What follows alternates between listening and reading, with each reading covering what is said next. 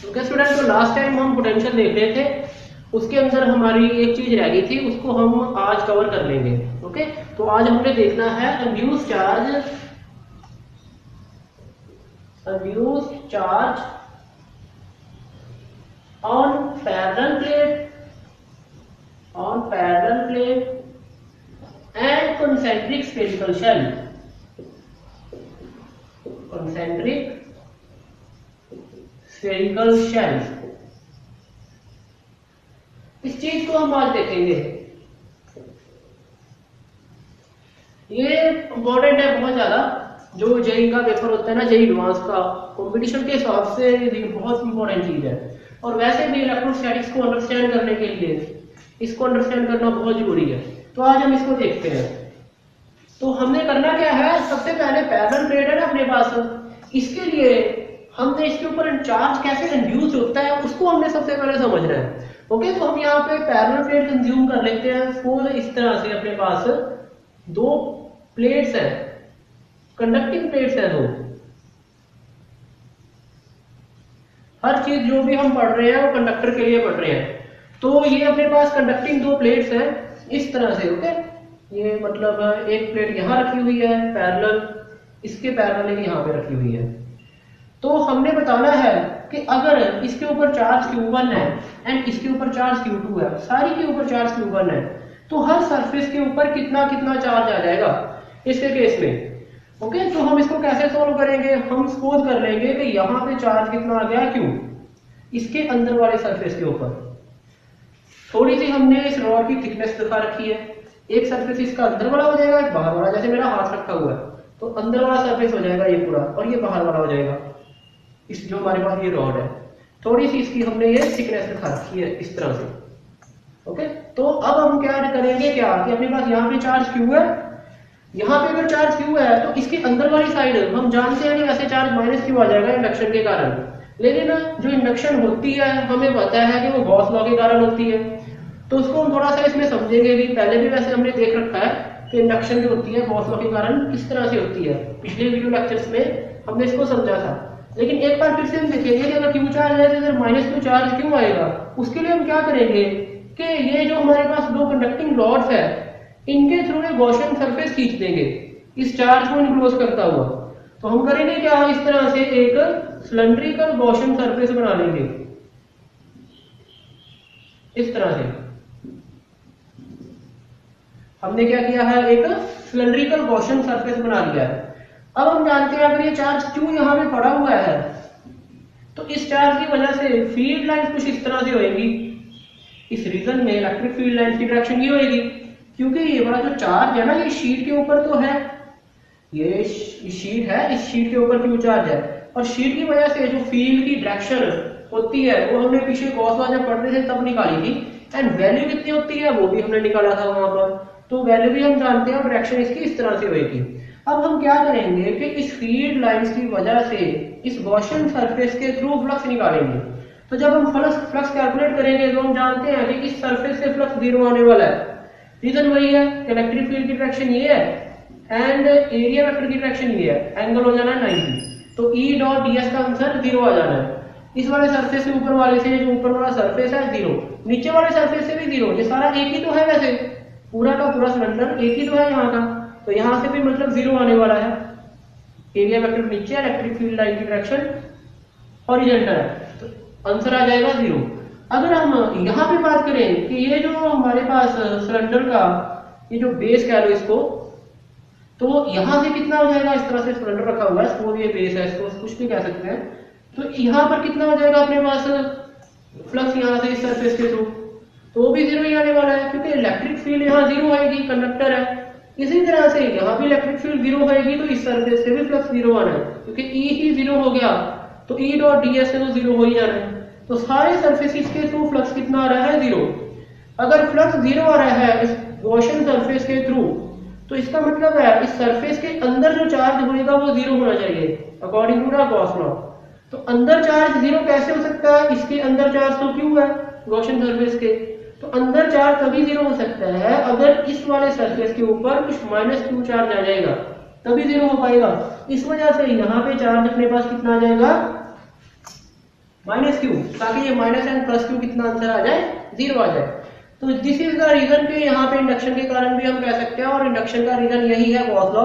तो चार्ज यहाँ पे कितना आ जाएगा, माइनस क्यू आ जाएगा। अब यहाँ पे माइनस क्यू आ गया है, यहाँ पे क्यू था, तो इसके वाले सरफेस पे कितना चार्ज आएगा, बाहर वाली साइड, जैसे ये रखा हुआ है तो बाहर वाली साइड कितना चार्ज आ जाएगा। तो बाहर वाली साइड जो चार्ज आएगा उसकी वैल्यू हम निकाल सकते हैं, that is equal to the total charge Q1 था, इसमें से इस चार्ज को माइनस कर देंगे, क्योंकि इसी चार्ज का कुछ पार्ट अंदर चला गया तो बाकी बचा हुआ बाहर चला जाएगा, तो Q1 माइनस स्मॉल q, और इधर कितना आ जाएगा, सारे में से इसको माइनस कर दो, तो ये माइनस था तो माइनस माइनस प्लस हो जाएगा, प्लस क्यू हो जाएगा। तो बाहर वाले सर्फेसिस पे भी चार्ज निकाल लिया।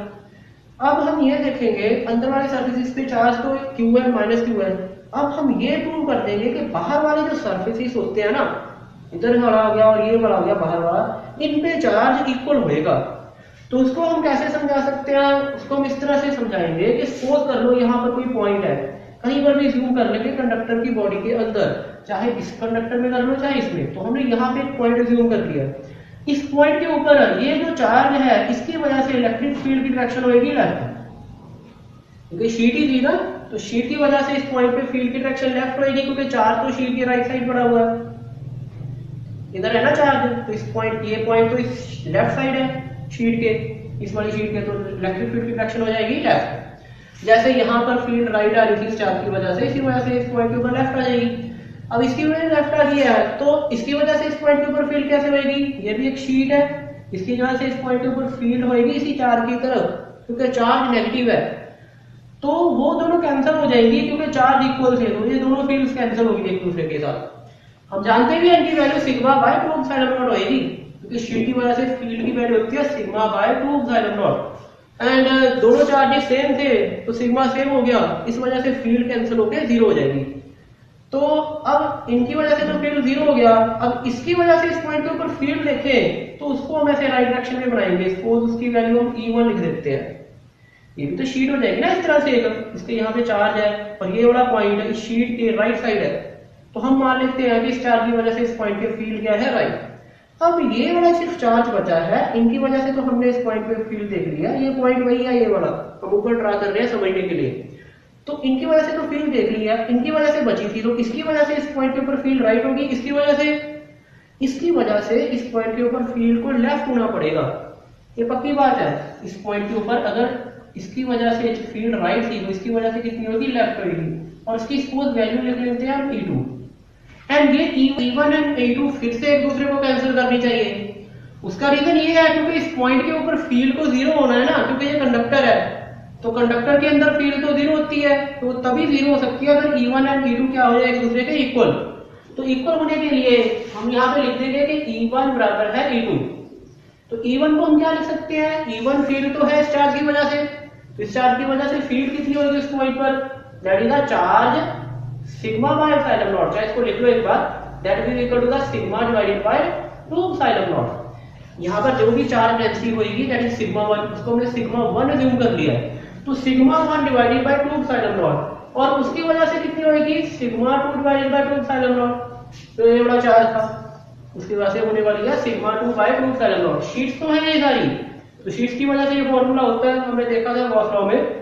उसके बाद ये 2 एप्सिलॉन नॉट नीचे से तो चले जाना है, सिग्मा 1 की जगह पर हम क्या डाल सकते हैं, sigma is equal to 4 periodic area, तो साइड का एरिया अगर हम ए ज्यूम करते हैं सपोज, तो कितना आ जाएगा, सिग्मा 1 आ जाएगा charge Q1 minus small q divided by area A, this is equal to charge उधर का कितना है Q2 plus small q divided by area A से A फिर चला गया, तो अपने पास कितना आ गया, Q1 minus small q equal to Q2 plus small q, ये अपने पास आ जाएगा। हमारे पास ये निकल के आ गया, तो हम प्रूव करना चाहते थे कि ये दोनों चार्जेस क्या होंगे, इक्वल होंगे, ओके।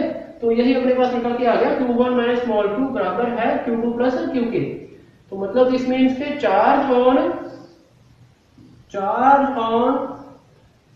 आउटर सरफेसेस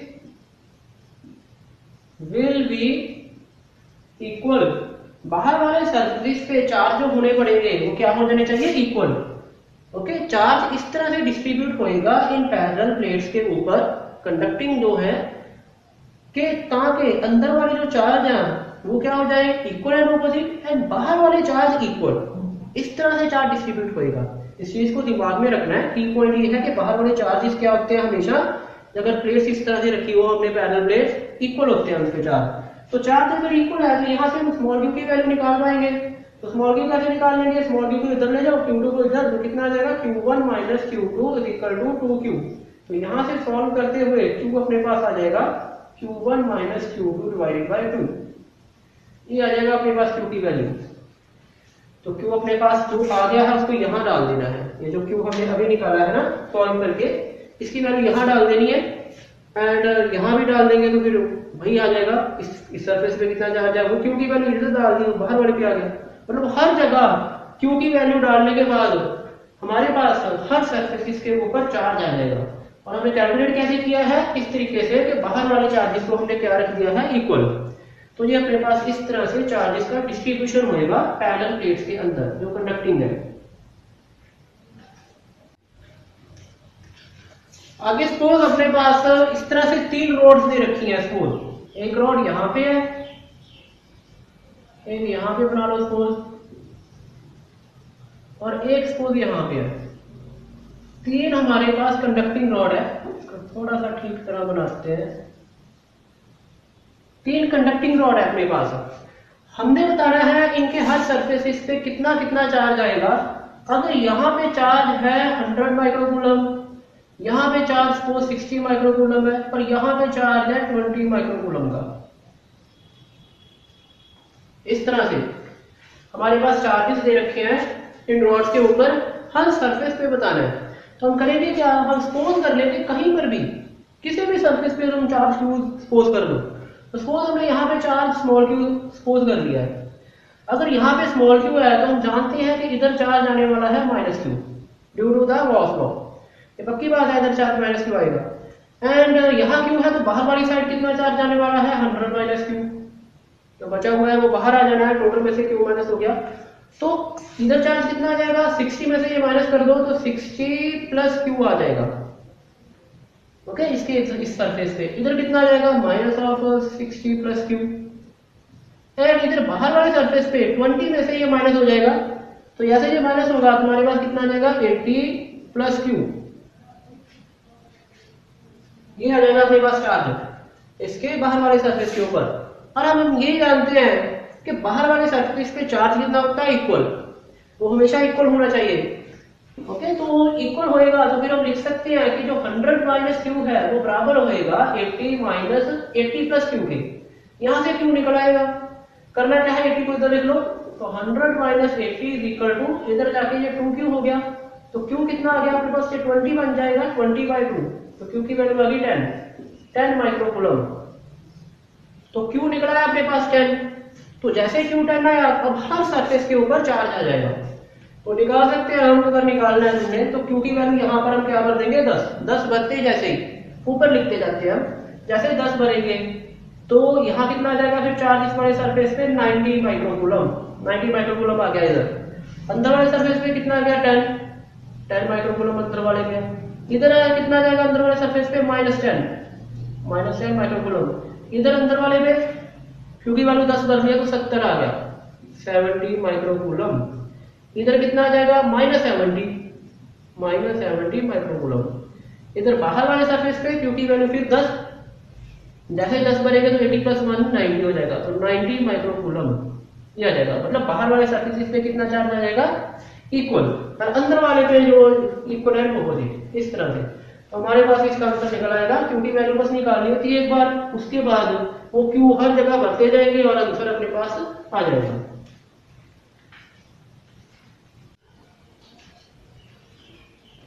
आगे स्टूडेंट हमें इस तरह से क्वेश्चन दे रखा है। ओके, हमारे पास सपोज यहाँ पर एक रॉड है, इसके ऊपर कुछ चार्ज दे रखा है उसने क्यू रॉड के ऊपर। यहाँ पर 2 रॉड्स और पड़ी है जैसे पिछले वाले केस में थी। यहाँ पे एक रॉड पड़ी हुई है और एक रॉड यहाँ पे है इस तरह से। थोड़ा सा ठीक बनाए इसको, ऐसे पड़ी हुई है रॉड। एंड कुछ डिस्टेंसेस दे रखे हैं हमें। ये वाला जो डिस्टेंस है ये है अपने पास d/2 और इधर जो डिस्टेंस दे रखा है दिस डिस्टेंस इज d। ये रॉड्स के बीच का डिस्टेंस हमें दे रखा है। हमें फिर से वही क्वेश्चन है कि हर रॉड पे कितना चार्ज आएगा ये बताना है, लेकिन इस क्वेश्चन में चेंज ये है कि ये दोनों जो रॉड्स है ना, ये दोनों ये आपस में कनेक्टेड है कुछ इस तरह से, इनको हमने कनेक्ट कर रखा है दोनों को, एक कंडक्टिंग वायर से दोनों रॉड को क्या कर दिया, कनेक्ट। अब हमने बताना है कि हर सरफेस पे कितना कितना चार्ज आएगा। तो करना वैसे ही है, सबसे पहले हम क्या करेंगे, इस सरफेस के ऊपर क्यू चार्ज एज्यूम कर लेंगे, किधर भी एज्यूम कर लो, इधर और इधर। अगर इधर क्यू है तो ड्यू टू गॉस लॉ यहाँ पे चार्ज आना है -q। उसके बाद बाहर वाले सरफेस पे कितना चार्ज आ जाएगा, इस पे पहले न्यूट्रल था, ये रॉड न्यूट्रल थी, इसके ऊपर कोई चार्ज नहीं था पहले, इधर -q है। अगर मान लो कि ये वाली रॉड इस रॉड के साथ कनेक्ट ना होती, ये वायर से ना कनेक्ट होती, तो इधर -q है तो फिर इधर +q चार्ज आ जाना था, ताकि टोटल चार्ज 0 हो पाए, क्योंकि पहले 0 था। लेकिन अब ऐसा नहीं होगा, क्योंकि चार्ज इस रॉड से इस रॉड तक आ सकता है, इन दोनों रॉड्स के बीच में चार्ज कंडक्ट कर सकता है ना, एक जगह से दूसरी जगह जा सकता है ड्यू टू दिस वायर। इस वजह से हमें मानना पड़ेगा कि यहाँ पर जो चार्ज है वो सपोज q' है, उसको हम वैल्यू दे देते हैं कोई, दैट इज द q'। अब यहाँ पे q है तो यहाँ पे फिर चार्ज कितने अड़ा हुआ है, हम जानते हैं कि q - स्मॉल q, पूरे के ऊपर q था, और इधर अंदर वाली साइड किसी का नेगेटिव, तो q - small greater q, small q - greater q। बाहर वाली साइड कितना आएगा, बाहर वाली साइड उतना ही चार्ज आएगा जितना इधर है, क्योंकि बाहर वाली साइड हमेशा चार्ज क्या होता है, इक्वल होता है। तो बाहर इधर कितना आ जाएगा, q' आ जाएगा। तो अब हमने q' एंड q की वैल्यू निकालनी है। तो ये q' एंड q की हम वैल्यू किस तरह से निकाल पाएंगे, देखो हमें इस तरह से इसको समझना पड़ेगा कि इन दोनों रॉड्स के ऊपर पहले कितना चार्ज था, 0, तो अब भी बाद में भी चार्ज इनके ऊपर 0 ही होएगा, क्योंकि चार्ज इन पे इंड्यूस्ड होएगा, या इस जगह से चार्ज इस जगह जा सकता है, इस जगह से इस जगह जा सकता है, कहीं चार्ज बाहर से इनके ऊपर नहीं आने वाला। इस वजह से अगर पहले दोनों के ऊपर नेट चार्ज 0 था तो अभी भी दोनों के ऊपर नेट चार्ज 0 ही होएगा, है ना। तो हम चार्ज कंजर्वेशन भी कह सकते हैं इसको। इस वजह से मैं इस चार्ज के ऊपर जो रॉड के ऊपर टोटल चार्ज है, उस रॉड के ऊपर टोटल चार्ज है, उसको इक्वल टू 0 लिख देंगे। इसके ऊपर टोटल चार्ज कितना है, q' - q इसके ऊपर, और उसके ऊपर है ये वाला चार्ज हो गया q small q - greater q, small q - greater q and plus q' जो बाहर वाली साइड है उस रॉड की, and that is equal to 0। ये अपने पास आंसर कितना आएगा, 0। यहां से मैं देखूं अगर, तो ये q एंड स्मॉल q तो करते हैं दोनों स्मॉल q, तो यहां से 2q' हो गया, 2q' - q that is equal to 0। तो q' अपने पास कितना आ जाएगा, q/2। तो q' की तो वैल्यू हमने निकाल दी है, तो q' अपने पास कितना आने वाला है, q/2, कंजर्वेशन ऑफ चार्ज लगा के। अब बात बची है कि q की वैल्यू हम कैसे निकालेंगे। तो q की वैल्यू हम कैसे निकाल पाएंगे, हमें ये देखना पड़ेगा कि ये वाली जो रॉड है और ये रॉड है, इन दोनों के ऊपर ना पोटेंशियल सेम होएगा, सेम ही होना है, क्योंकि दोनों कंडक्टिंग वायर से कनेक्ट है। इसका मतलब है कि दोनों के ऊपर पोटेंशियल क्या होने वाला है, सेम। अगर तुम सपोज करो, अब पोटेंशियल हम सेम कैसे करेंगे, इस पॉइंट के ऊपर मैं अगर फील्ड देखूं, यहाँ पर कोई पॉइंट मानकर उस पॉइंट के ऊपर अगर मैं फील्ड देखूं, तो फील्ड तो किसी पॉइंट के ऊपर हर चार्ज की वजह से होती है। तो इस पॉइंट के ऊपर जो फील्ड है, जितने भी ये चार्ज डिस्ट्रीब्यूट हो रखे हैं, हर की वजह से आएगी। तो इस पॉइंट पे जो फील्ड है, इस चार्ज की वजह से और इस चार्ज की वजह से तो 0 होने वाली है, क्योंकि चार्ज इक्वल है। तो इसकी वजह से भी सिग्मा बाय एप्सिलॉन नॉट होगी राइट डायरेक्शन में, इसकी वजह से भी इधर लेफ्ट डायरेक्शन होगी, तो कैंसिल हो जाएंगे। इसी तरह ये भी चार्ज इक्वल एंड ऑपोजिट है, तो इनकी वजह से इस पॉइंट के ऊपर फील्ड भी इक्वल एंड ऑपोजिट होगी, and that will also cancel. बचेगा ये दोनों चार्ज। इन चार्जेस की वजह से, इसकी वजह से इस पॉइंट पे फील्ड होगी लेफ्ट डायरेक्शन में, क्योंकि चार्ज पॉजिटिव था, एंड इसी वजह से इस पॉइंट की फील्ड भी लेफ्ट ही होगी, क्योंकि ये चार्ज नेगेटिव है तो नेगेटिव की तरफ। एंड इसकी वैल्यू भी हम जानते हैं, क्योंकि ये तो दोनों शीट्स है, ये दोनों शीट्स है ना इस तरह से। तो शीट की वजह से जो फील्ड होती है, यानी कि सिग्मा बाय 2 एप्सिलॉन नॉट होती है, एंड इसकी वजह से भी सिग्मा बाय 2 एप्सिलॉन नॉट है, इसकी वजह से भी सिग्मा बाय 2 एप्सिलॉन नॉट। तो टोटल फील्ड हम जानते हैं कितनी आ जाएगी, दोनों को ऐड करके सिग्मा बाय एप्सिलॉन नॉट आ जाएगी। तो अपने पास इस पॉइंट के ऊपर फील्ड जो आएगी that is equal to the sigma by epsilon naught. इसी तरह इधर मैं अगर कोई पॉइंट ज्यूम करूं, तो यहां पर भी सेम होएगा, इन दोनों की वजह से फील्ड में कैंसिल हो जाना है, because they are equal and opposite, इन दोनों की वजह से। इन दोनों की वजह से भी कैंसिल होना है क्योंकि फील्ड ऑपोजिट होगी। यही दो चार्ज बचेंगे जिनकी वजह से यहाँ पर फील्ड ने ऐड होना है, होएगी इक्वल, लेकिन इन दोनों की वजह से ऐड हो जाएंगे। इन दोनों की वजह से भी इक्वल थी यहाँ पर, लेकिन वो कैंसिल हो रही थी, जैसे इस केस में था सेम। अब इस पॉइंट पे फील्ड इन दोनों की वजह से क्या हो जाएगी, ऐड हो जाएगी, और इसकी वजह से फील्ड अगर राइट डायरेक्शन है तो इसकी वजह से फील्ड क्या होगी, राइट ही होगी, क्योंकि ये फोर्स का ऑपोजिट है। एंड वैल्यू फिर से सेम, इसकी वजह से अगर मैं लिख दूं सिग्मा बाय 2 एप्सिलॉन नॉट, इसकी वजह से भी इतनी आएगी सिग्मा बाय 2 एप्सिलॉन नॉट, तो answer total sigma by epsilon not आने वाला है। मतलब इधर फील्ड कितनी आने वाली है, जो नेट फील्ड इन दोनों का आएगा that is equal to the sigma by epsilon naught. इधर भी ऐसे इन दोनों का जो नेट फील्ड आने वाला है सिग्मा बाय एप्सिलॉन नॉट आने वाला है।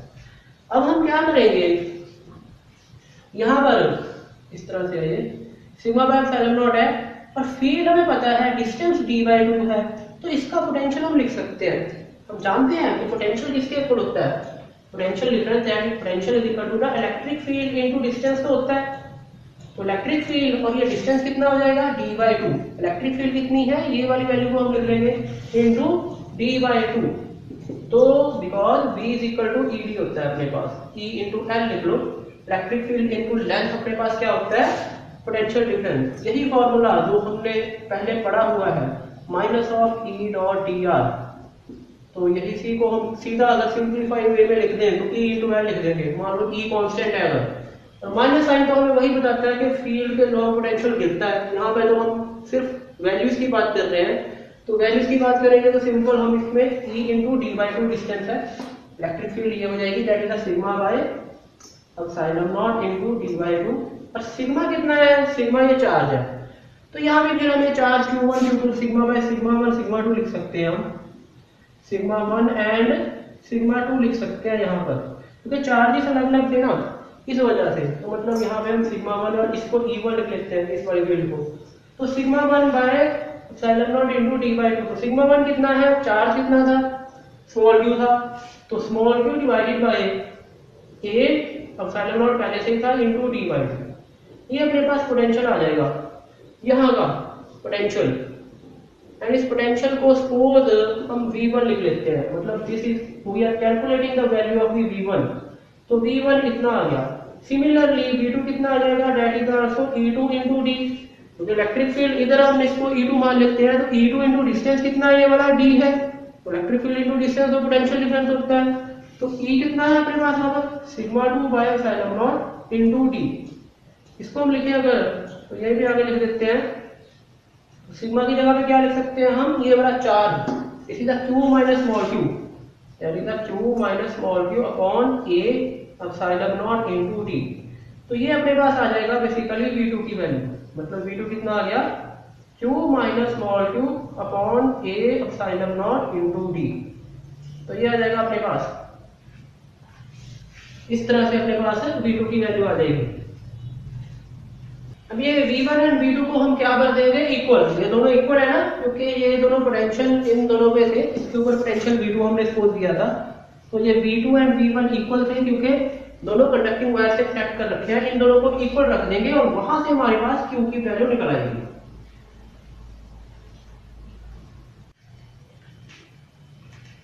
उसके बाद हम v1 को v2 के इक्वल रख देंगे। तो v1 हम जानते थे कि v1 क्या था, v1 अपने पास वैल्यू थी कुछ इस तरह से q divided by a epsilon not into d divided by 2, और v2 था q minus small q divided by a epsilon not into d। तो ये v1 v2 की वैल्यू डाल दी है। अब जो यहाँ से कैंसिल हो रहा है उसको कैंसिल कर दो और उससे q निकल आएगा अपने पास। तो जो कैंसिल आउट हो रही है चीजें वो हो रही है a एप्सिलॉन नॉट, b भी दोनों तरफ से चला गया, यहाँ बचा q/2 and q minus small q। q निकालना है, इस साइड ले आओ इसको, q/2 plus small q is equal to greater q, और 3q/2 आएगा अपने पास ग्रेटर q, तो स्मॉल q आ जाएगा 2q/3। ये आ जाएगा स्मॉल q की वैल्यू। ये स्मॉल q यहाँ जहां पर है वहां पे डाल देना है, और q डैश मैंने जो q/2 निकाला था वो भी डाल देंगे यहाँ पर q डैश की वैल्यू है। तो वहां से हमारे पास ये निकल आएगा कि हर सरफेस के ऊपर अपने पास इस स्टेट के अंदर कितना कितना चार्ज होगा। तो आ गया इसका आंसर। आगे हमने ना कंसेंट्रिक शेल्स देखना है कि कंसेंट्रिक शेल्स में चार्ज कैसे डिस्ट्रीब्यूट होएगा। ओके, तो पहला हम क्वेश्चन इस तरह से देखते हैं, कंडक्टिंग है, शेल्स कंडक्टिंग है। सपोज अपने पास इस तरह से एक शेल है, यहाँ पर ये शेल का मतलब है कि अंदर से हॉलो है, खाली है, इसका रेडियस ए है, और हम थोड़ी सी ना इसकी थिकनेस दिखाएंगे, थोड़ी सी, वैसे इसकी थिकनेस है नहीं कुछ भी, हल्की सी थिकनेस है, उसको हम इस तरह से दिखा देते हैं। ओके, और इसका रेडियस ए है। एक और शेल है इसके ऊपर इस तरह से, इसकी भी हम हल्की सी थिकनेस दिखा देते हैं कुछ इस तरह, इस तरह से। दो कंसेंट्रिक है, कंसेंट्रिक मतलब कि जिनका जो सेंटर है वो कॉमन है। ओके, सेम सेंटर है, इसका रेडियस ए है, इसका रेडियस अपने पास दिया क्या रखा है, हमें इस वाली शेल के ऊपर चार्ज दे रखा है। ओके, सपोज इस वाली शेल के ऊपर हमारे पास कुछ चार्ज है, उसने दे रखा है क्यू, और उसने बोला है कि ये जो अंदर वाली शेल है ना, हम इसको ग्राउंड कर देते हैं। ठीक है, तो इसको हम कर रहे हैं इस तरह से ग्राउंड। यहां पर ग्राउंड करने का मतलब होता है कि इसका पोटेंशियल हमने क्या कर दिया है, 0।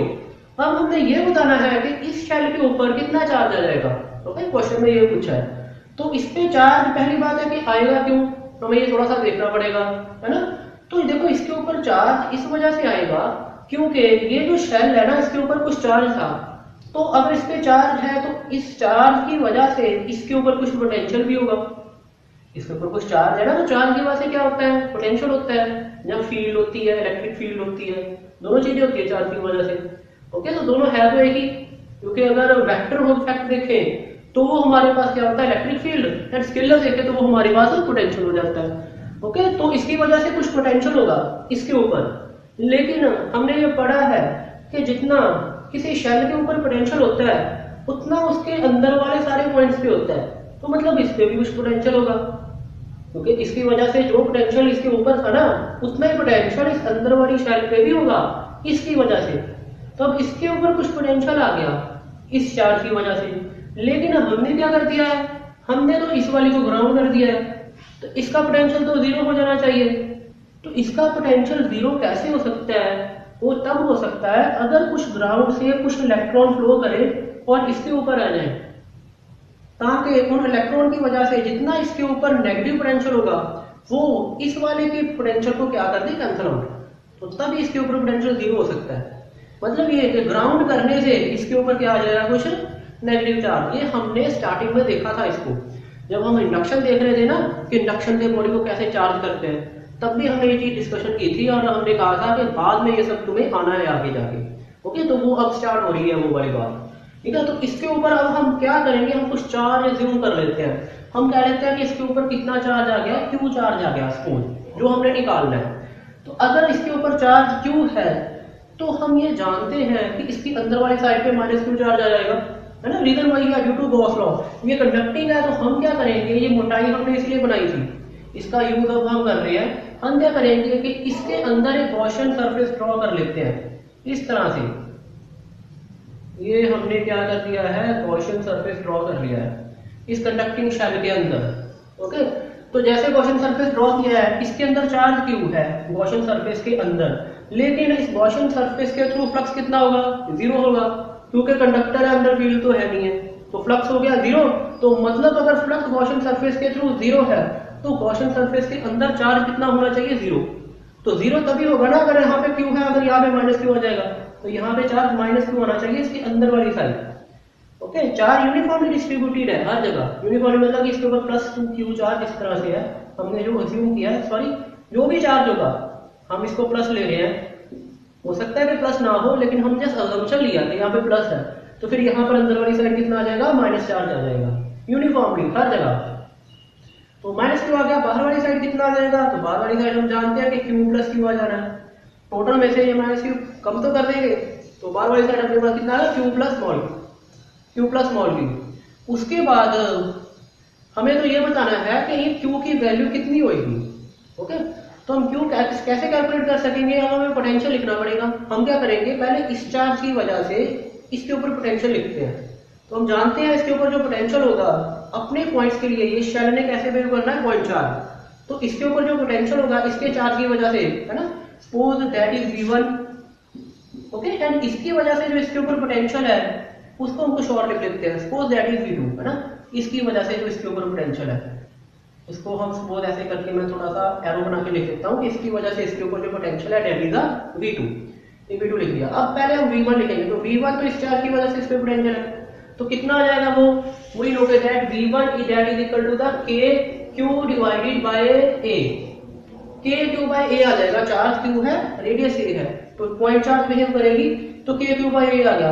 अब इस चार्ज की वजह से इसके अपने ऊपर कितना पोटेंशियल है, तो वो हम लिख सकते हैं, इसके ऊपर कितना टोटल चार्ज है, टोटल चार्ज तो Q है, तो कितना आ जाएगा हमारे पास, चार्ज अगर Q है, रेडियस V है, तो अपने पॉइंट्स के लिए तो पॉइंट चार्ज बिहेव करेगी, तो आंसर अपने पास कितना आ जाएगा, डेट V2 कितना आ जाएगा, it is KQ divided by V।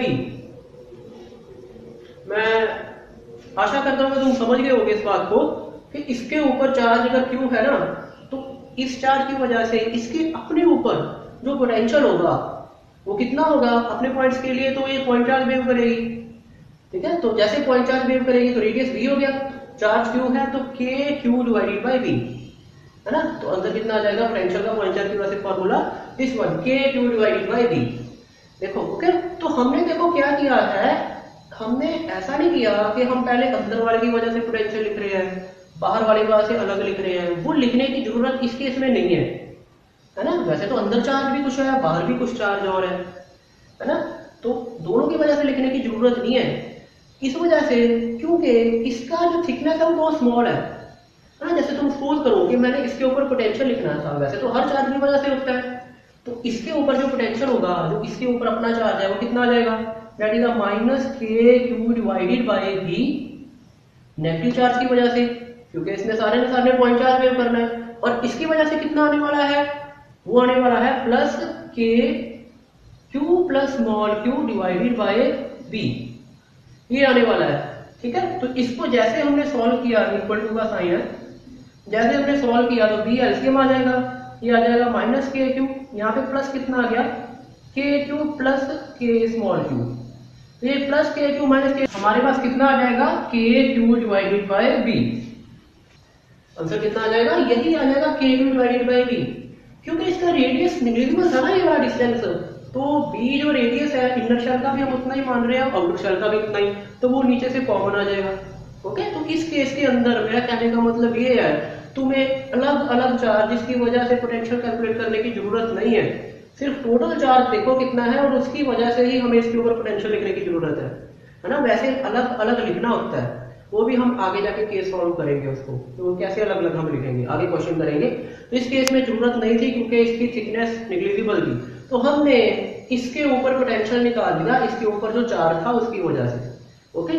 तो अगर अलग अलग की वजह से भी निकालते तो वो भी इतना ही आना था जितना टोटल चार्ज की वजह से था, क्योंकि इस केस में वो निग्लिजिबल है जो थिकनेस है, तो इसके ऊपर पोटेंशियल ये आ गया, लेकिन ये पोटेंशियल तो अंदर में हर पॉइंट पे होगा, तो मतलब ये हो गया कि इसके ऊपर भी होगा, तो इसका मतलब इसके ऊपर जो टोटल पोटेंशियल है ना, और इनर शेल, तो कितना लिख देंगे हम, टोटल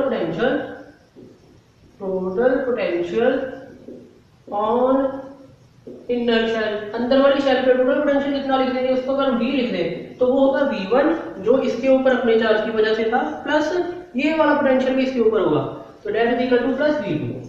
तो बस करना क्या है, V1 V2 निकाल के या यहाँ पे भर दो, तो KQ divided by A plus KQ divided by small v, तो ये अपने पास निकल आया V, इसको हम टोटल V लिख लेंगे, लेकिन ये V कितना होने वाला है, वही नो कि ये V तो 0 होने वाला है, क्योंकि ये तो ग्राउंड कर रखा था, तो V 0 हो जाएगा, ओके। तो इस वाली वैल्यू को हम क्या कर देंगे, इक्वल टू 0, क्योंकि ग्राउंड हो रखा है ना, अर्थिंग कर रखी है, अर्थिंग कह लो या ग्राउंड कह लो, एक ही बात है।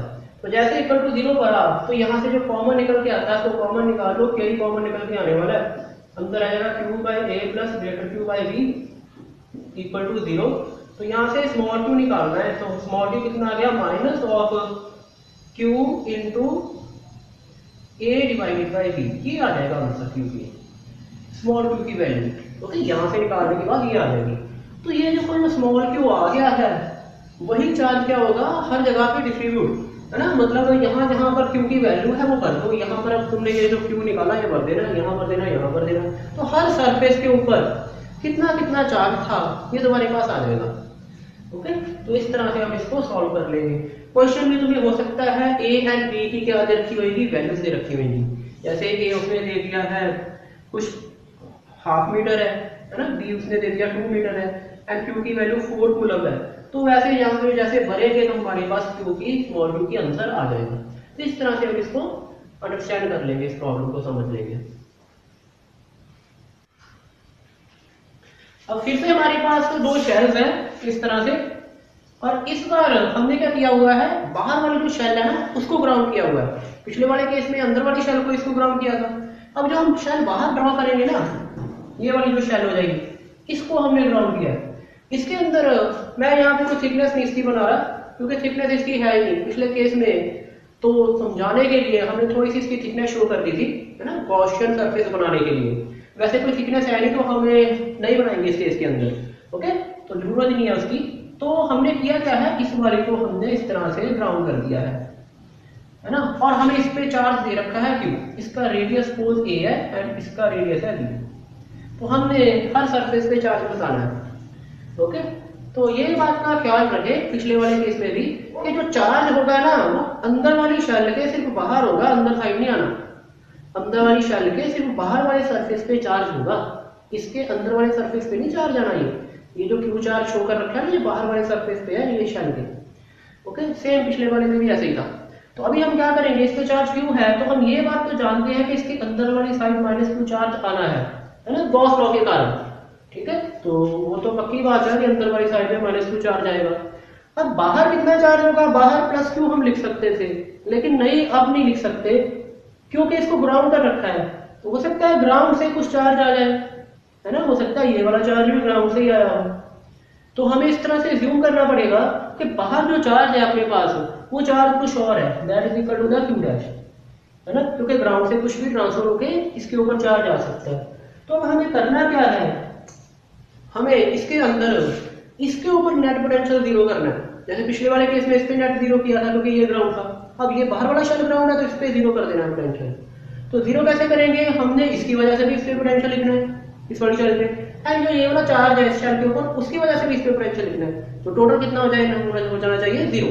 तो हम सपोज कर लेते हैं इसकी वजह से इस पे जो पोटेंशियल है that is equal to V2। इसको मैं इस तरह से तो वैसे ही एम बना के दिखा देता हूँ, V1 लिख लेते हैं उसको, कि जो इस शेल की वजह से इसके ऊपर जो पोटेंशियल है वो V1 है, एंड इस अपने चार्ज की वजह से इसके ऊपर जो पोटेंशियल है उसको हम V2 लिख लेते हैं, ओके। तो अब इसकी वजह से ये जो चार्ज है उसके ऊपर जो पोटेंशियल होगा वो कैसे होगा, ये जो पॉइंट चार्ज वेव करनी है, क्योंकि ये वाली शेल है ना, इस शेल के बाहर है ये वाली शेल, तो for outside point shell will behave as a point charge. तो कितना होगा, इसकी वजह से इस पे जो पोटेंशियल होगा V1, उसको हम लिख सकते हैं V1 equal to K, charge हमने कितना है इसके ऊपर Q, अंदर वाले शेल पे चार्ज है K, Q divided by distance कितना आ जाएगा V, क्योंकि इसका सेंटर से इस पॉइंट का डिस्टेंस कितना होने वाला है, V होने वाला है। तो इतना आ गया, एंड V2 कितना होगा, है ना, इस चार्ज की वजह से इस पे पोटेंशियल लिख दिया। V2 क्या होगा, इन चार्ज की वजह से इसके पोटेंशियल है, तो that is equal to the अपने पॉइंट्स के लिए भी इसने पॉइंट चार्ज में बिहेव करना है। तो V2 कितना आ जाएगा, V2 is equal to the K, charge कितना है total Q dash and minus Q, तो Q dash and minus Q divided by distance कितना आ गया V, डिस्टेंस कितना आ जाएगा V, है ना, सारी की सारी जैसे पॉइंट चार्ज बिहेव करेगी तो डिस्टेंस कितना हो गया, V हो गया। तो ये V2 हो गया पोटेंशियल, तो V2 भी आ गया, V1 भी आ गया, तो टोटल पोटेंशियल अब कितना आएगा, जैसे पिछले केस में लिखा था, total potential on outer shell, total potential V कितना आ गया, वो दोनों का ऐड, तो V1 कितना है ये दे रखा है KQ divided by V, plus V2 भी हमने वो निकाल रखा है KQ dash minus Q divided by V। तो this V it should be equal to the 0, है ना, क्योंकि बाहर कितना है उसको ग्राउंड कर रखा है हमने, तो ये 0 हो जाएगा। अब जो कॉमन निकलता है निकाल लो, K कॉमन आ गया देखो, और B भी कॉमन आ गया इसके अंदर, ये रहेगा Q plus Q dash minus Q बराबर है 0।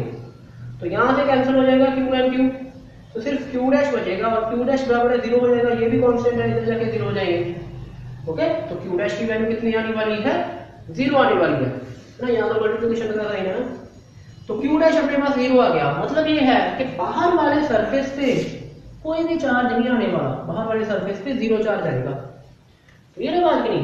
तो हमारे पास बाहर सरफेस पे कितना चार्ज आएगा, 0। इस स्फीयर के आउटर सरफेस पे प्लस क्यू है और इस स्फीयर के इनर सरफेस पे कितना चार्ज है, माइनस क्यू। ओके, मतलब ये समझ में आ रहा है ना, कि बाहर वाले कितने सरफेस पे चार्ज कितना आ जाएगा, क्यू आ जाएगा, जीरो आ जाएगा। ओके, तो वो जीरो क्यों इस तरह से आ रहा है, अगर हम थोड़ा सा समझे इसको। देखो ये शेल न्यूट्रल थी, बाहर वाली शेल थी न्यूट्रल, और माइनस क्यू चार्ज इसके अंदर वाले सरफेस पे आ गया। इसका मतलब ये है कि इसके बाहर वाले सरफेस पे जरूर प्लस क्यू चार्ज आ जाएगा, क्योंकि ये न्यूट्रल थी ना, तो बाहर वाले सरफेस पे कितना आ जाएगा, प्लस क्यू चार्ज। लेकिन नेट चार्ज बाहर वाले सरफेस पे तो जीरो है, वो हमारे निकालने से जीरो आ गया। तो अगर वो जीरो है, इसका मतलब जरूर है कि ग्राउंड से जरूर इलेक्ट्रॉन आए होंगे, मतलब माइनस क्यू चार्ज जरूर ग्राउंड से आके इस शेल पे चला गया होगा। तभी तो ये वाला जो माइनस क्यू है एंड ये प्लस क्यू है, जो ये माइनस क्यू अंदर आने की वजह से इस पे प्लस क्यू आया था, वो टोटल कितना हो जाएंगे, जीरो हो जाएंगे। ओके, तो इस तरह भी हम इसको अंडरस्टैंड कर सकते हैं। मतलब मेरा कहने का, समझाने का ये है कि ऐसी बात नहीं है कि इस केस के अंदर ग्राउंड से कुछ चार्ज आया ही नहीं है, चार्ज आया है ना। अगर यहाँ पे माइनस क्यू चार्ज है ना, तो बाहर वाले सरफेस पे प्लस क्यू आ जाएगा, और उस प्लस क्यू को कोई बाहर से माइनस क्यू आके ही न्यूट्रल कर सकता है, तभी तो जीरो हो रहा है ना बाहर। तो इस वजह से हम कह सकते हैं कि इस तरह से इसके अंदर मैकेनिज्म हुआ होगा। ओके, तो हमने इसको भी देख लिया है कि चाहे बाहर को ग्राउंड करे तो कैसे सिचुएशन आएगी, अंदर को ग्राउंड करे तो किस तरह से सिचुएशन आ जाएगी। ओके, अब हमारे पास दो शेल्स थी, हम तीन शेल के लिए भी एक बार सॉल्व कर लेंगे। ओके, तो एक दो बार तुम करोगे ना इसको तो तुम्हें इजी लगेगा, and it is very interesting. Okay, fundamental physics का अंडरस्टैंड करने के पॉइंट ऑफ व्यू से ये बहुत इंटरेस्टिंग चीज है।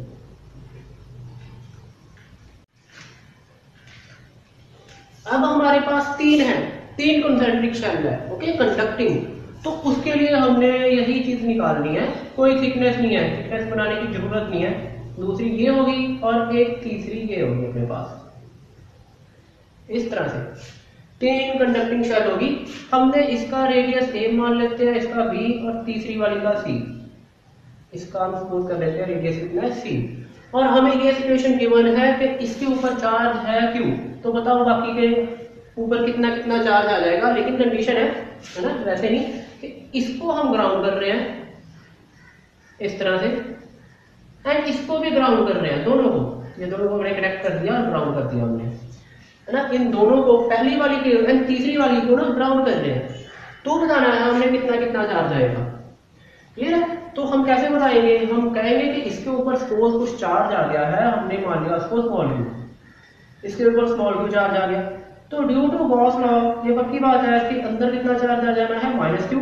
बाहर वाले सरफेस पे कितना आ जाना है charge, it is Q plus small Q, बाहर वाले सरफेस पे। फिर एकदम अंदर वाले सरफेस पे हम चार्ज लिख सकते हैं, तो कितना आ जाएगा, अंदर वाले सरफेस पे लिखा जा सकता है that is equal to minus of this one, है ना, गॉस लॉ के कारण ही, minus of Q plus small Q. और बाहर वाले सरफेस पे कितना आ जाएगा, उसको हमें कुछ और लिखना पड़ेगा, क्यू डैश, क्योंकि वही बात है ग्राउंड कर रखा है, तो कहीं बाहर से भी चार्ज आ सकता है, इसमें हमने इसको क्यू डैश लिख दिया। ठीक है, तो अभी हम क्या करेंगे, अंदर वाले पे शेल के ऊपर पोटेंशियल लिखेंगे, एंड बाहर वाले पूरे सबसे बाहर उसके पोटेंशियल लिखेंगे, और उन दोनों को इक्वल रख देना जीरो। तो दो इक्वेशन बनेगी, उसमें क्यू एंड क्यू डैश निकल के आ जाएगा। तो पहले अंदर वाले की बात करते हैं, ठीक है।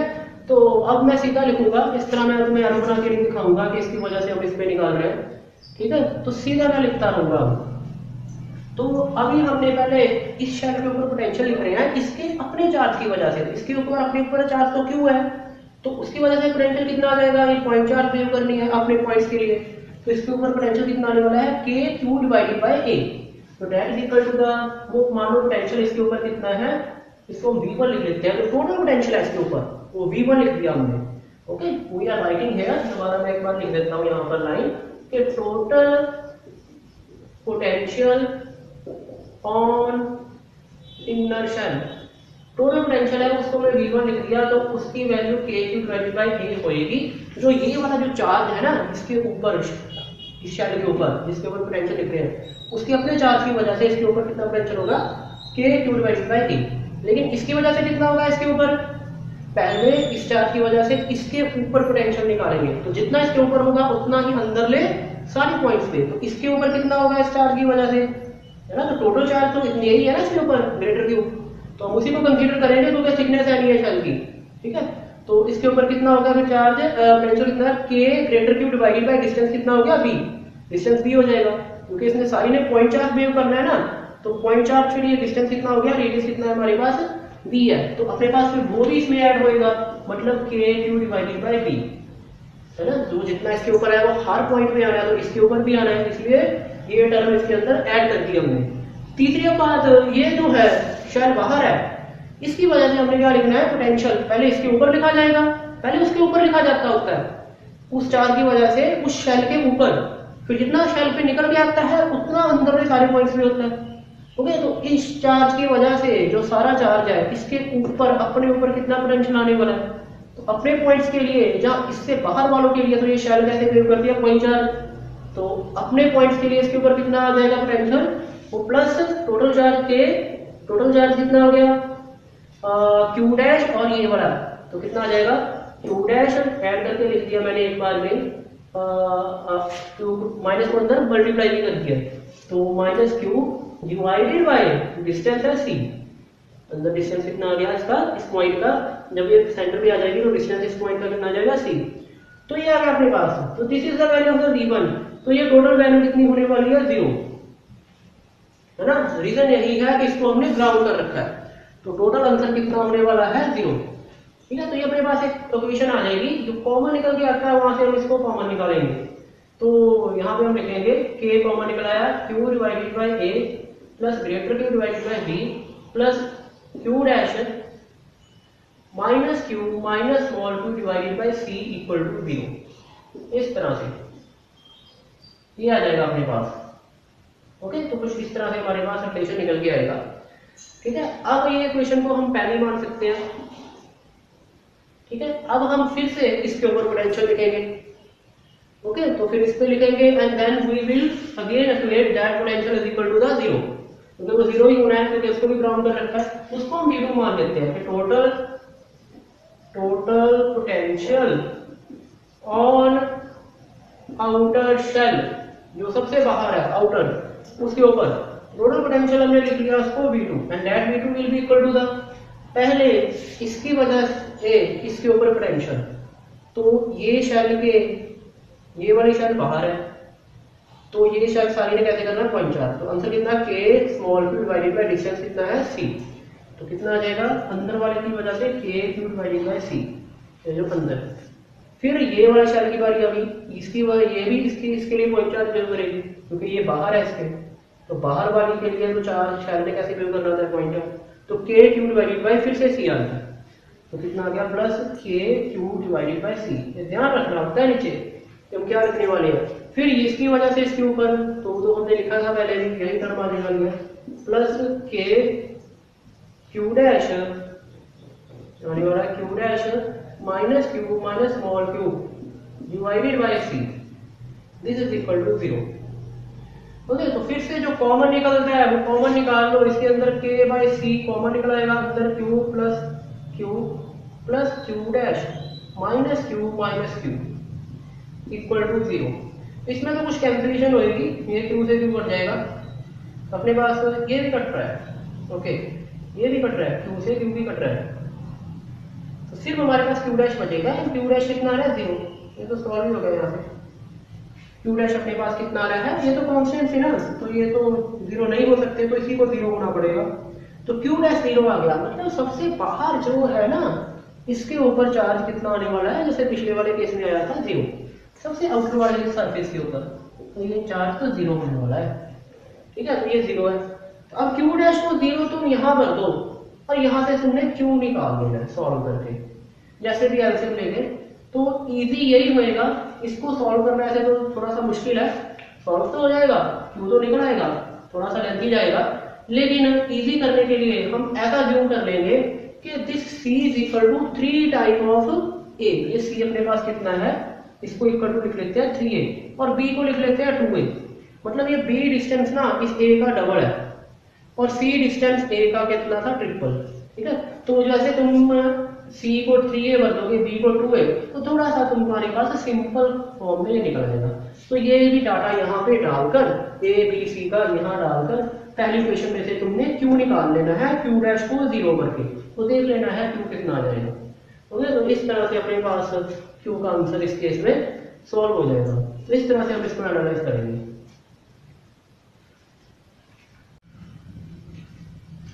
आगे हमें ना अब वो केस दे रखा है जिसके अंदर ना एक ही शेल जो होती है उसका इनर एंड आउटर रेडियस अलग अलग होगा।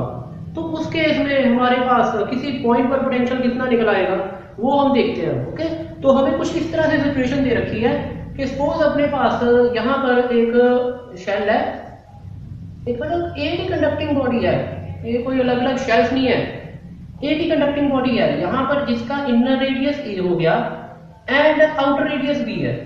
यहाँ पर इस तरह से आउटर रेडियस अपने पास इसका कितना आ गया बी, मतलब यहाँ पर मैटर है, ये एक ही बॉडी है ये। ओके, ये मैटर है यहाँ पर, मतलब ये कंडक्टर है यहाँ पर। ओके, तो हमें दे रखा है कि यहाँ पर सपोज इस पॉइंट के ऊपर एक चार्ज पड़ा है Q, +Q चार्ज पड़ा है यहाँ पर। क्लियर है? तो हमें उसने पूछा है कि ये जो सेंटर है ना, जिसको हम रीजन बोल सकते हैं O, तो इस पॉइंट के ऊपर हमने क्या बताना है कि कितना पोटेंशियल की वैल्यू आ जाएगी। ये जो O पॉइंट है इसके ऊपर हमने पोटेंशियल कैलकुलेट करना है, ये चार्ज इसकी वजह से इस पॉइंट के ऊपर। ठीक है, तो इसको देखो हम कैसे समझेंगे। सबसे पहले देखो हमें ये देखना पड़ेगा कि जैसे यहाँ पे चार्ज Q है तो इसके इनर शेल के ऊपर कितना चार्ज आ जाएगा, -Q। हम जानते हैं गॉस लॉ के कारण। ठीक है, तो -Q आएगा, लेकिन जो -Q आएगा वो एक खास पैटर्न में आएगा। ऐसे नहीं है कि वो यूनिफॉर्मली डिस्ट्रीब्यूट होएगा, क्योंकि चार्ज सेंटर पे थोड़ी ना पड़ा है, कहीं और पड़ा है किसी पॉइंट पर। तो होएगा क्या, इसके पास वाले सरफेसेस पे -Q चार्ज ज्यादा आएगा इस तरह से, और जब दूर होएंगे वहां पर चार्ज की जो डेंसिटी होती जाएगी वो कम होती जाएगी इस तरह से ऐसे। और अंदर यहाँ पर मतलब ये पास वाले सरफेसेस पे चार्ज की डेंसिटी क्या होगी, ज्यादा, -Q आ गया इस तरह से। ओके, ये +Q है तो अंदर वाली साइड पे -Q चार्ज आ गया है। अब ये जो -Q आया है ना, ये इस तरीके से आया है ताकि इस कंडक्टर के अंदर हर पॉइंट के ऊपर फील्ड कितनी हो जाए, 0। क्लियर है? मान लो मैं कोई भी पॉइंट ज्यूम कर लेता हूं, जैसे यहाँ पर कोई पॉइंट ज्यूम कर लिया हमने, ये कंडक्टर के अंदर है, तो यहाँ पर इलेक्ट्रिक फील्ड कितना होना चाहिए, 0 होना चाहिए, क्योंकि कंडक्टर है। तो फील्ड अगर इस पॉइंट पे 0 होना चाहिए तो इस पॉइंट पर जो फील्ड होएगा ना वो इस चार्ज की वजह से भी होएगा यहाँ पर कुछ, क्योंकि फील्ड तो हर चार्ज इसकी वजह से होता है, जितने भी पड़े हो उस रीजन के अंदर। तो इस चार्ज की वजह से भी इस पे कुछ फील्ड होगा। जितना इस चार्ज की वजह से इस पॉइंट पे फील्ड होएगा, मान लो उसकी डायरेक्शन ऐसे है फील्ड की और उसकी वैल्यू है E, उतना ही फील्ड ये जो चार्ज इसके अंदर डिस्ट्रीब्यूट हो रखा है वो इस तरीके से हुआ है कि सेम फील्ड ऑपोजिट डायरेक्शन में इस चार्ज की वजह से होगा इसके इस पॉइंट के ऊपर। ओके, ताकि नेट कितना हो जाए, 0। मतलब ये चार्ज का डिस्ट्रीब्यूशन इस तरीके से हो रखा है ताकि इस पॉइंट पर अंदर कोई भी पॉइंट है कंडक्टर के अंदर, उस पॉइंट पर इन दोनों चार्ज की वजह से नेट फील्ड कितना आ जाए, 0। इसी वजह से चार्ज को कुछ इस तरह से डिस्ट्रीब्यूट होना पड़ा, इधर थोड़ा ज्यादा और दूर थोड़ा, इस चार्ज से दूर थोड़ा कम। ओके, तो मतलब वो फील्ड कितना हो रहा है, कैंसल। अब बाहर चार्ज भी डिस्ट्रीब्यूट होगा, क्योंकि -Q चार्ज है ये कंडक्टर की बॉडी से तो आया है, तो -Q अगर कंडक्टर की बॉडी से आया है तो बाहर फिर +Q आ जाएगा, क्योंकि वहां से -Q चार्ज आ गया तो यहाँ चार्ज की डेफिनेंसी होगी, तो यहाँ +Q आ गया। लेकिन ये जो +Q है ये सारी की सारी बॉडी के ऊपर यूनिफॉर्म डिस्ट्रीब्यूट होगा। ऐसा नहीं है कि यहाँ पर चार्ज ऐसे डिस्ट्रीब्यूट हुआ है तो बाहर भी कुछ इस तरह से होगा इसी फॉर्म में, नो, बाहर यूनिफॉर्म डिस्ट्रीब्यूट हो रखा है। ओके, उसका रीजन ये है क्योंकि ये बाहर वाले चार्ज ने अंदर कंडक्टर के हर पॉइंट पर फील्ड को 0 करना है, तो तभी कर सकता है अगर ये चार्ज यूनिफॉर्मली डिस्ट्रीब्यूट हो जाए, तभी तो अंदर हर पॉइंट पे फील्ड 0 होगा ना। इस वजह से ये बाहर वाला चार्ज कैसे डिस्ट्रीब्यूट हो जाएगा, यूनिफॉर्म। ओके, तो एक तो इसमें समझने वाली बात ये थी जिसको हमने अभी डिस्कस किया है। दूसरी बात ये है कि इस चार्ज की वजह से इलेक्ट्रिक फील्ड लाइंस होंगी, तो इलेक्ट्रिक फील्ड लाइंस कुछ इस तरह से इस कंडक्टर की बॉडी को हिट करेंगी ताकि उसका कोई भी कंपोनेंट इसके सरफेस के लॉन्ग ना आए। मतलब सीधी बात है, इलेक्ट्रिक फील्ड लाइन यहाँ से स्टार्ट होगी और 90 डिग्री में हिट करेंगी। हमने इसको कंडक्टर में वाले चैप्टर में भी पढ़ा था, जब हम कंडक्टर डिस्कस कर रहे थे तब भी हमने इस चीज को देखा था कि इलेक्ट्रिक फील्ड लाइंस कंडक्टर की बॉडी पर इस तरह से हिट करेगी 90 डिग्री पर, इस तरह से। मतलब हर जगह पर जहां पर भी हिट होएगी ये एंगल कितना बनाएगी इसके साथ, 90 डिग्री, है ना, क्योंकि अगर 90 डिग्री नहीं बनाएगी, मान लो किसी एंगल पर अगर हिट कर जाती है सरफेस के, किसी एंगल पर थीटा पर, तो फिर इलेक्ट्रिक फील्ड का कंपोनेंट आ जाएगा सरफेस के अलोंग। अगर इलेक्ट्रिक फील्ड का सरफेस के अलोंग कंपोनेंट आ गया तो फिर इस कंडक्टर की बॉडी में क्या प्रोड्यूस हो जाएगा, पोटेंशियल डिफरेंस।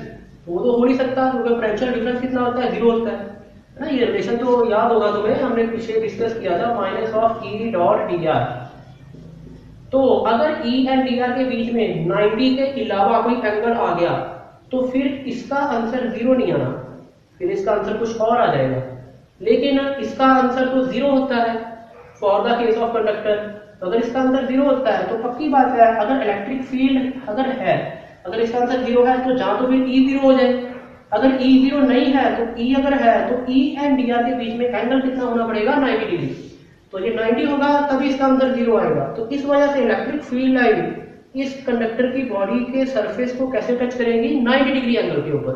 ओके, तो ये हमने यहाँ से इसको समझ लिया है। और बाहर जो फील्ड लाइन होगी, अंदर तो होनी नहीं, यहाँ पे तो 0 होगी फील्ड, बाहर जो फील्ड होगी वो बिल्कुल इस तरह से यूनिफॉर्मली, जैसे एक पॉइंट चार्ज की वजह से होती है, इस तरह से होगी वो,